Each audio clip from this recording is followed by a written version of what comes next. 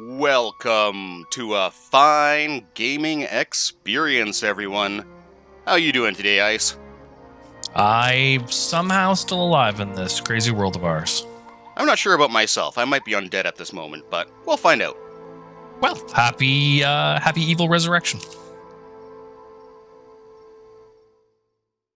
I'm not sure if Fiona's very happy about being replaced last episode with a clone.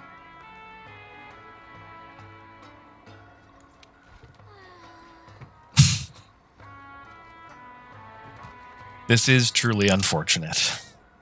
She didn't get to show off her shiny armor in the fight, but we're going to make it up today by fighting another dragon. Very excited to see these fights, especially considering the weapon we'll be using. I even did more practice myself with my main character before jumping in this one, so hopefully you'll notice some improvement here, but let's start off with something fun. We're going to go try and take the egg from one of those giant dragons.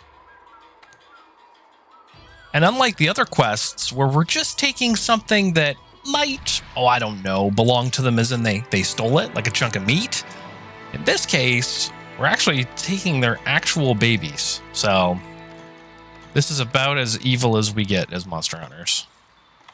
Well, you know, we gotta have a fast food environment that just sells dragon eggs. Of course. McDragons. Can you imagine how many meals that the Meowscular chef and all of his little buddies are putting out every single day? I'm surprised they don't, just have a farm somewhere. They're going out and just culling. Now there's plenty of monsters. In fact, they reappear every single time you come out here. Oh boy. So a happy little nest up here, just tucked off to the side by that dam area. Now, that starting point wasn't too far away, so you might do what I'm doing here and think, I'm just gonna take that egg right back. But you can't crawl carrying an egg. Nope. It's wonderful that a lot of people will hop on this quest once they go, oh, hey, yeah, I've got that high-end forest camp. I can just run right over to the nest. But no, you got to do quite a few fun things here. And the egg is very delicate. If you fall too far, it'll crack. If you get roared at, you'll get stunned and dropped it. If you run out of energy, there's so many little things that can drop the egg. But Mama doesn't seem to care too much. We got our egg almost halfway there, and we haven't even seen her yet. Oh, no. So yeah, she showed up right behind me, roared, and I gotta do that all over again. Now, I'm going to have to double check this, but I actually think in the group of mates, I believe Rathian is the male and Rathalos is the female. This one is the female, the other one's the male. Is it? Okay, all right. I get those two switched. The red is the king. King of the forest, they call him, and this is the queen of the forest. And this is very interesting, too, because this is one of the mated pairs of creatures. There's one other mated pair that we love fighting way later, but mated pairs won't turf war. They will actually team up against you. Yeah. And I will say some of the mated pairs that you have to deal with in other Monster Hunter games can pose real challenges. This one isn't too bad, especially because both of them have very similar strategies on how to fight them. And if you're lucky, you can get a flash pot off and hit them both. Gilly Mantle's working nicely here. I'm able to just sneak away, but I do something very stupid. I'm concentrating too much on the dragon. You might notice something running down up there. Oh, no. Yeah. This is a good example of how this quest goes, though. It is a very difficult quest. I was going to say it's worth doing, but it's one of those things where, the ingredients in the cantina you can get other ingredients. You don't have to get this one. No. But mind you, this might actually be one of those quests where instead of just trying to take the egg and run, it might be worthwhile trying to kill her. So you don't have to deal with her at all, and then you can just run the eggs no problem. It's an idea. There's actually a very interesting technique you can use on this quest if you can do it right. If you go to the nest and you pick up an egg, you can set the egg back down at that point and wait for Rathian to show up. And then the technique that we showed you in a previous video, you can break the dam and knock them off, then grab the egg, and you have plenty of time to get back at that point, because it takes them quite a while. Gives you at least a head start. That's a pretty good idea. You can only do that trick once, though. Yeah. And my Gilly Mantle ran out here just as I started to get to the upper reaches, but the dragon won't attack you on these little vine paths, luckily. A lot of the secret Palico areas in the game are actually non-aggressive areas. The most you might find out here is a Mosswine, but overall you won't find any aggressive monsters, and they will not follow you to these areas. They're safe zones, essentially. A lot of little bugs and mushrooms, other goodies up here too to look around and find.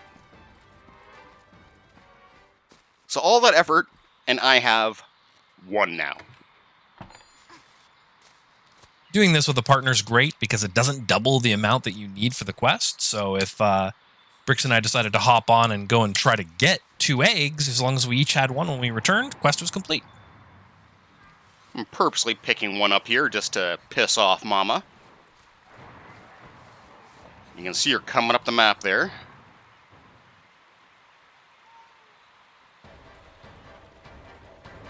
As soon as you pick up an egg, it will usually take like seconds for her to trigger being aggressive towards you.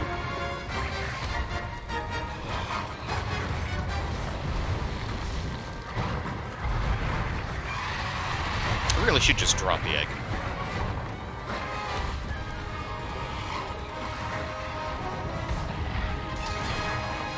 Oof. Just hit the dam, not me.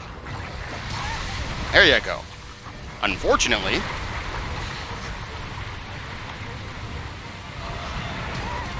I'm on the edge just enough, but he hits me one more time. I nearly get washed away. Yeah, it's a lot easier. Well, when we had first gone through and shown that trap, I said it's a lot easier for you to get out of that situation than it is for a giant monster. And they will stay dizzy down there at the bottom of that waterfall, and they can't just fly instantly up there. They've got to go flap, flap, flap, flap, flap to hit the level and then dart towards you. This does give you quite an advantage. If nothing else, for how long it takes that dragon just to get washed down and fall, let alone all the stun time. Gives you a nice opening, but I'm being a little careful with my energy here. I don't want to fuck it up, and everything worked out fine this time. Hooray! Now we can have some fine wyvern omelets. That was probably the most difficult quest you've run. Just saying something. It's pretty annoying, if nothing else. Like, without knowing how to properly flash or distract her, this can be really annoying. The first couple of times I tried this, I just said, screw it, I'm gonna kill her. Which is just the safer bet in most cases. Mind you, I didn't know the Gilly Mantle trick at that point, but the Gilly Mantle isn't the most useful thing, but it comes in very handy for a few quests like this. There are some other things that you can use. One thing that I highly recommend is there is sleep meat that you can use. You can leave it in an area around the nest, and as long as you don't pick up an egg, you can just leave it there. Monster will return to the nest and go to sleep.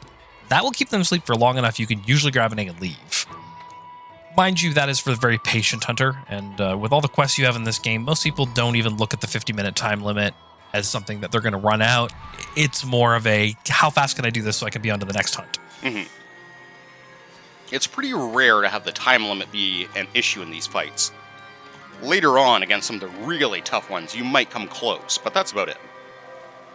That's an important tip that I want to give to everybody. There are stages in this game. So we are currently still in stage 1. When you hit stage 2, you're going to have the ability to upgrade your gear significantly. Make sure you go back and fight earlier monsters until you have the parts to get your gear upgraded. You do not want to enter a new stage of the game with inferior equipment because you'll feel it. You really will. You will hit those points where you're not doing enough damage to kill a monster in those 50 minutes. And that's not too far away either. We'll be doing that very soon. Event quests are another great way of building very good quality gear. Specifically, the Gala gear is actually very, very nice. And soon we're going to see one of my absolute favorite weapons that's event only. It's actually the best in slot out of all of the possible items of that weapon, too, which is great. And that will be next episode for us. Can't wait to see how you handle one of my favorites. I'm very out of practice with that one. You and I tend to do the thing of you take a character or a weapon and such, and the other one takes another one. We've always done that with fighting games and such, so... Since Greatsword was one of yours, I didn't get too much practice in with it, but... I'm a little more lenient with Monster Hunter because, honestly, I'd rather have my partner using a weapon that they are able to win with. And I think people will notice I improved a bit here from last time. The rolling, I noticed, gets pretty effective. Get a couple stabs in before you do the roll. Tends to give a good window for the monster to try and throw you off each stage. If you just roll around constantly, you'll end up doing a movement into one of their throw-offs, I find. The only thing that I'm going to say is you don't have the red buff. So I'm like, why don't you have red? What you doing where you don't have red? Then again, red buff can be a pain because once you get it, you are doing longer combos and you have to commit to things. I do get a lot better on draining my essences here. As you can see, I'm attacking the head. It's just, he's moving around a lot. Oh, yeah. Ooh. But into the water. And thank you, Vitality Mantle. Yes. Now, the two dragons are very similar. There's not a ton different between them. She tends to be a little bit more ground-based than he does, is my understanding. And she has a poison tail. He has poison talons. So it's a lot better to cut off her tail than his, but still effective either way. There is one very specific move that Rathian can do where she essentially ascends into the air and she does this kind of backflip with the tail between her legs. That is the most dangerous attack she's got. It does a ton of damage, high KO, and always poisons. That's nasty because while you're KO'd sitting there dizzy, you are taking tick damage from the poison.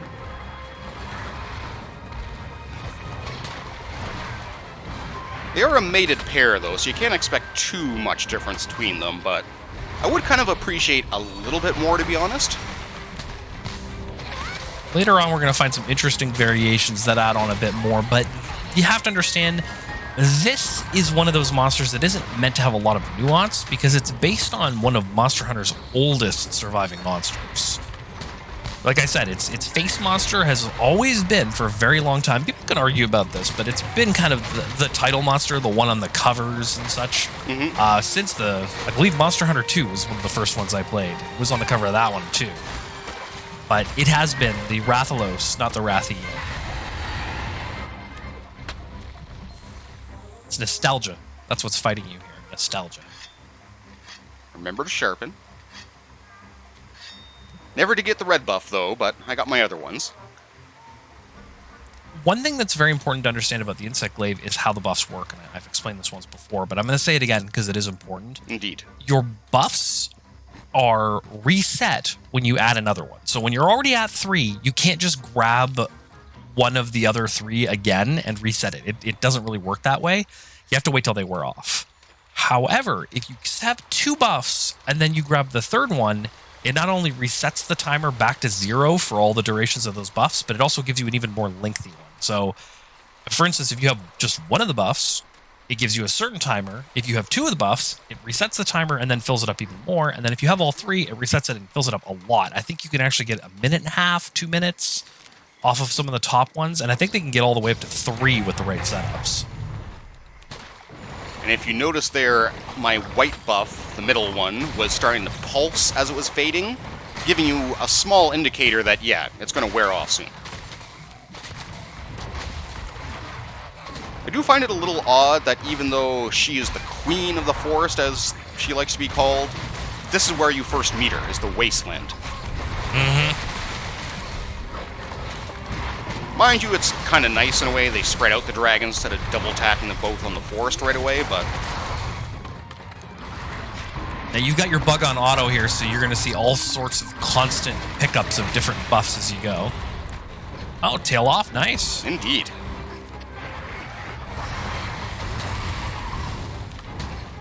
I do a pretty good job of just tiring and keeping him almost hammer-dizzied. My bug kept on hitting that tiny ledge, which kind of pissed me off.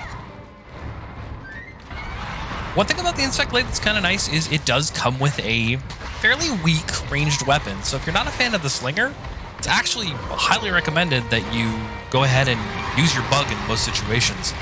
I actually use it to harass one of the later enemies in the game that has a couple long flying phases. That was the big flip move that she likes to do there, except minus the tail. Jury Toad just ends up being a bit annoyance here, but not too much of a pain in the ass. He'll go away after a while. He knows I want that tail, though.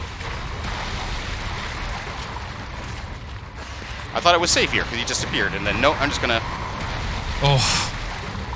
Did save you, though. That's when I pull out the dung pods and just like, you know what? You're just pissing me off at this point.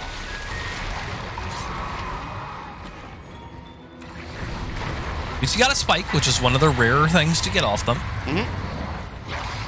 I believe that is a specific only from the tail on... Oh! I've not seen that attack look so effective. It actually looked like it launched it up with its stubby little tail. It's not a turf war attack, but sometimes it's still impressive just watching two monsters fight.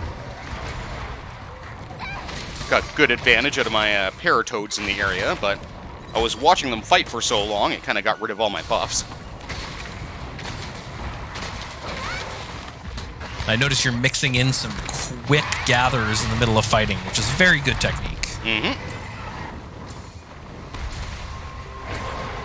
Another paralyze, and you will notice that is almost a perfect example where we're talking about when enemies build resistances towards certain things. Right there, they built up a resistance to paralyze. You could see how long it took the first Paratoad compared to the second. And how long they stayed paralyzed, too. Whoa. Oh. Yeah, if you can get that spinning downward slash in the right spot against some creatures. Glaive is a very, if you like a lot of agility-based weapons in other games, it's a very agile weapon. It is very fun to play, but you really do have to pay attention to the buffs. You have to use the Kinsect. It's not built any other way. You have to use all the components of the weapon. But it's great, and it's so unique compared to all the other weapons in the game. Like, there's a little bit of crossover between a lot of the other weapons. This one is kind of similar in some ways to Dual Blades, I want to say, but it's very unique in its own way. Yeah, actually, the Dual Blades, I can see that. There are some similarities. The fast attacks, the quick dodging, a lot of the ability to get out of a sticky situation just by moving. They're both interesting on mounts as well, but we'll see that later. I think daggers will probably be one of the last weapons we see before I pull out the bowgun, sadly. Oof, you worked that absolutely down to the bone. That poor thing needs a sharpen. Which gets a little annoying because the dragons do have armored parts, and you will see me deflecting off there with some of the dull hits.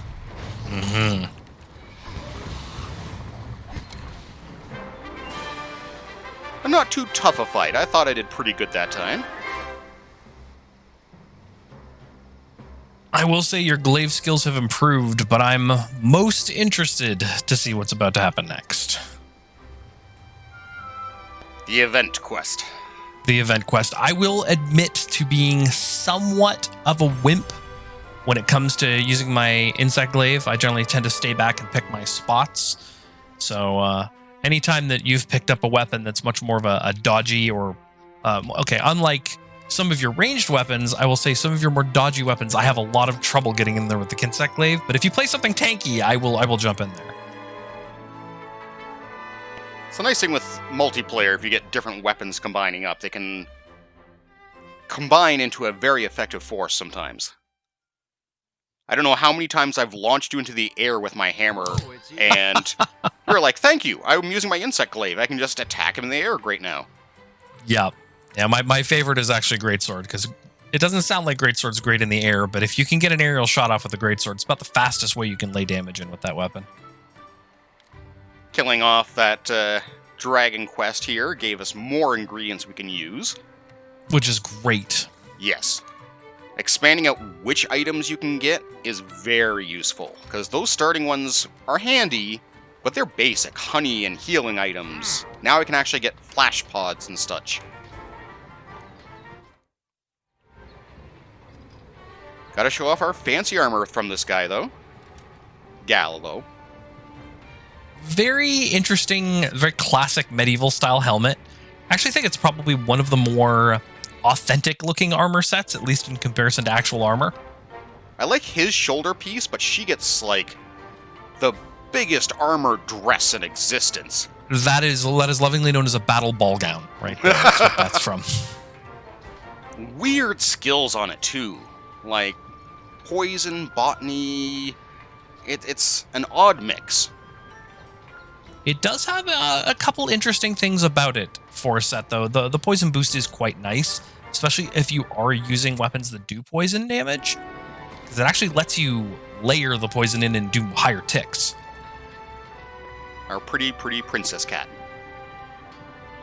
The weapon is really good, though. A slicing blade that poisons. Mm-hmm. Oddly, too, the female set doesn't have... the female dragon armor set doesn't have a armor matching ability.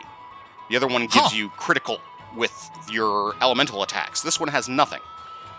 That's extremely strange. Time to take on 2 flyers, though, to get the materials for some weapons someone wanted. Uh-huh. This is a really fun fight. And I think next episode you're going to have to go into the actual story of this weapon, too. Yeah, there's actually a lot of interesting stuff about this weapon and where it actually originally came from. But I want to talk about that here. We are still focusing on the lovely glaive. As you go ahead and throw some goo at this poor Palomu. I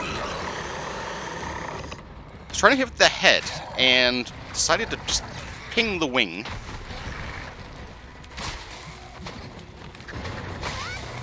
I'm still trying to get used to some of my swing ranges, too, with some of my attacks, as you can see, but... It is a hard weapon to perfect your use of, and the moves change quite a bit depending on whether you have your red buff or not. It's another reason I say get red buff as much as you can, because the base moveset is actually fairly weak, and a lot of people who first play the glaive without a buff, they're going to go, ooh, this thing's awful. Yeah, you can do almost no damage, especially with the starting glaive, without the buff. When I was practicing with it, I was almost insulted at seeing some of the numbers coming up until I did the boost. Plus, you'll also notice a lot of mobility in the attacks. If you watch, there's always a lot of step forwards. There's also a couple step backs, a couple flip attacks to hit under the chin. And it is excellent for severing. If you want to cut a tail off, this is a great weapon. I find it's pretty good just even breaking parts with how much you move around. You'll hit various areas. And of course, it's great for mounting. Mm-hmm. Now, one thing you should be careful of, especially in event quests like this, if you mount a creature, it might decide to wander over to the other half of the arena where another monster is. And now you got 2 of them on your ass. Yep, it's not a situation you want to put yourself in most times. You want to get rid of one monster and then the other, if you can. There's an interesting situation there where for some reason your knockdown attack, your finisher, so to speak, didn't actually knock it down. You had to bonk it one more time. I found weird stuff sometimes when I'm moving around and doing attacks, like between stabs. It tends to mess up the timing oddly, but... And Palomu is actually... So most flyers I actually like fighting with the insect glaive. Palomu is actually very hard to fight with the insect glaive. because a lot of, the wind gust right there. It can wind gust you out of the air, and it will do it, too. And it seems pretty easy. Like, I'm not sure if it's a preemptive part of some of his attacks, or like, when he hits the ground there, he does a little puff out that will affect you too, but... Just got a quick shot of the backflip there. And again, he knocks me out of my air. He can also crunch you in the air, even though you're, like, right beside him when he starts plummeting. It still does full damage and will knock you out. I'm a little surprised, like, for how much I'm hitting him in the air, that he's not falling. Usually, he just takes a couple hits and almost deflates him into the ground. This is a special Palomu, though. I think, actually, the Rathalos we fight here is one of the largest ones, too. We'll see that at the very end. That worked great. Usually when you flash pod Palomu, he deflates. Did not deflate this time, which is kind of interesting. But event quest monsters are special, and ooh, your weapon needs a sharpener. Yep. Now, one thing I do here that we were talking about before is... I break out the wetfish scales, so I don't have to sharpen for as long. All right. And I should point out, too, you've been noticing every now and then there's shock traps going on. The flash fly pods, the second stage, your Palico will put down traps like that. It is so handy for just stunning the creature temporarily. Unfortunately, you don't usually know when it's about to happen, so you have to be ready. Oh boy. Yeah, a little too close here. I'm getting the impression you'll probably get through this without too many problems. But you're probably not going to get any parts out of poor Palomu. You are correct on that one, I'll say that now. It's pretty hard to carve a creature when another one is trying to rampage on your face. Yeah. Sometimes, though, with event quests like this, you have to pick your battles and go, I really need more parts from the dragon than I do the fluffy bat. And another big important thing is these event quests, for most of the things, you're not actually interested that much in the parts. A lot of times, whatever event item you're trying to make will use the parts of the monsters you fight in here, but you can get them from any quest. The big issue is getting the event items. And unfortunately, those could be a little random. You usually get one, at least, but sometimes you get 2 or 3, and I have been very annoyed by some event quests where I have tried multiple times to get specific items. I believe the random number is usually 1 to 3, like you said. And it's amazing how many times the game will want to give you 1 when you're purposely farming it. I don't know why. That one fight I was talking about before, where I have to fight 3 Odos for a special event quest, gets very annoying when you only get 1 of those and you have to do it over and over and over again.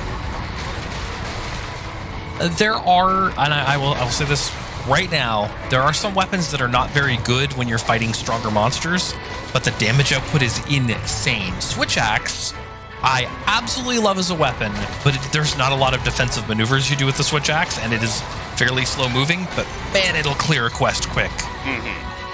So if you're just willing to heal yourself and hopefully got strong enough armor, pick a weapon that does a ton of damage, you can clear those quests fast. Uh-oh. It's always hard when they decide to tag team you, especially if one gets roaring on you, because then you'll be stunned and the other one will still attack you. That's the real danger with fighting the pair of dragons mated together. See that? 2. All it took was 2 passes of the wetfish fin. One of the other reasons it's important to do some fishing. A lot of the fishing stuff can be really good. Especially for bowgun ammo, some of the ingredients that you get there give you a ton of explosives. It would be really nice if you just die. Thank you. Oh, you just had to ask nicely. One interesting thing, too, when you're mounting, if you are attacking a creature and another one gets too close, you can actually hit both creatures oddly with your mount attacks.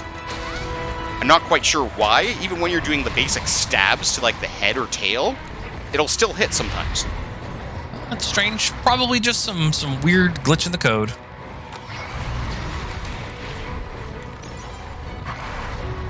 I just noticed what setup you've done. If you notice what he just did there, I've talked about this technique before. He actually hotkeyed, and we'll want to show the hotkeys at some time and how to set those up. He hotkeyed flash bugs to turn them into flash bugs on the fly. So rather than just 3 flash pods, you're running in with 3 flash pods and 10 bugs that you can turn into pods. Very handy on quests like this with tons of flyers. And it's nice too because you can either set it to 1 at a time or just convert as many as possible instantly.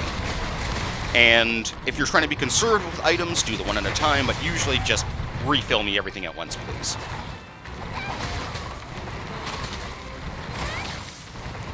I think I did better this time against our King of the Forest than I did the first time. Absolutely. You still don't have your red buff. I was thinking the same thing, but I didn't say it. Someone had to. That's okay. Oh, I'll always call out people on not having red buff. Now, I'll tell you why I'm so sensitive about that. I think I've mentioned before, first time I played this on PS4, a friend of mine was playing at the Insect Glaive. And when I first started playing with it, half the time, he would watch me play and go, why aren't you red buffing? Use the red buff. Why don't you have red buff on? I can tell by your combos you don't have red buff. So, yes, it's supposed to be on. It's one of those things that people in multiplayer will be annoyed with. And Insect Glaive players know when you don't have your buff on. Yep. I had the red buff there, and then it became the white buff somehow. The reason for that is actually the technique you're using to gather extracts. You're using the marked way. There's a marked way, and there's a way to just directly attack a part. If you hold in the same command stick, I believe it would be your L2 button, and then R2, I think. Is it R2? I believe it's R2 to mark, yeah. Press triangle, it'll immediately just send your bug to the part, do a small bit of damage, and gather an extract. You're relying on the fact that the monster's going to stay still long enough for it to hit the marked spot, and it's hard. It is a complicated weapon, but man, is it fun. Mm-hmm. Still getting used to those kind of nuances here myself, but one thing I want to point out too is a lot of the weapons have very unique variants of the weapon later on. Like the one we're getting for our next weapon coming up is one of the cool, unique variants for that. Later on, we get a very cool version of this weapon. And not only does it have a unique weapon, it gets a unique kinsect. I still don't have that, and hopefully sometime soon, you and I are going to play. I'm back into playing Monster Hunter now. But hopefully we'll get that sometime soon, because I really, really want it. Not going to spoil it, though, because it is absolutely cool. Mm-hmm. That'll be quite a ways down the line, though. Oh, yeah. Yeah, no, it is very much a post-game thing. And the post-game of Monster Hunter is about 70% of the actual game. There's a lot of stuff. And you and I both have Iceborne as well, for those of you who aren't reading the thread. So we're practicing for that, and it'll be a little bit after we hit Phase 2. We'll start introducing some of the elements with weapons and whatnot for that, but kind of want to show off all the basic stuff first. I just did a practice run through, spent about 8 hours going through every single weapon to see all the new nuances, so when we get there, I will be able to talk about them. And you absolutely love these upgrades. Oh yeah. One of them, well, I'm not going to talk about it yet. I know it seems like a tease, but there's something absolutely incredible I found the other day, which has just got me in love with a weapon I already loved. Mm-hmm. They gave the Lance new stuff. The thread was going on about that one move as well, so if you're reading it, you'll know what we're talking about. Mm-hmm. And if you're not, why aren't you? I think Iceborne's on sale right now. Why haven't you bought it? What's wrong with you? It's usually been for only 25%, which is a little disappointing, but I think they've done a 33% once or twice as well.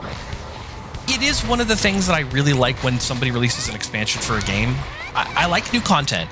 I like when they add a new area or new monsters and stuff. But to add new mechanics to the core game that affect the way the game is played, that is absolutely amazing. If nothing else, they added quality of life improvements with all the stuff on the airship, for example. We can now do armor stuff and whatnot there. It's an actual base. Now, I wonder if they did they add that before Iceborne? They just added that as free, right? Or is that only if you have Iceborne? I'm not sure on that, to be honest. I want to say it was one of the generic updates for that. Because I think you were able to do that before you ended up getting Iceborne. I think so. Yes, you're correct on that one, actually. It's hard to remember which improvements were just the generic ones and which ones are Iceborne only. Usually, though, if it's just a quality of life thing, probably generic. I have to talk about the quality of your aerials right there. You weren't even buffed with red. You were just bouncing back and forth, kept in the air, stayed on his neck, and still got the mount. If you're going to play aerial glaive like this. When you can get those good bounces going too, it is fantastic, especially if you can end it with that mounting spin slash. Come on, just walk into that trap for me. You know you want to. Yeah, light that tree on fire. That'll do great for you. Oh. Boom. Boom. And how did you know he was ready for the capture? Usually what I do is keep an eye on them dropping their red ammo. If you can see them dropping lots of special ammo, they're usually pretty weak. I don't have my ecology up enough that I'm aware when it's injured. I won't have the big skull appearing on my map. It is something you feel. I swear it's just something you just start to notice as you're playing, and oh, they were so mean. Just one. And I think I need Just two for the weapon. Yeah, you need 2 for the weapon, and there is an upgraded form of the weapon later on you'll need more for, but you don't need to worry about that because you'll be onto some other nonsense. You're going to rotate through and back the other weapons again once you get to that point? I'm going to mix them in randomly, probably for which enemies I'm fighting and whatnot, but next time we got to go take on a very, very angry creature. So I hope you join me next time, and take care all.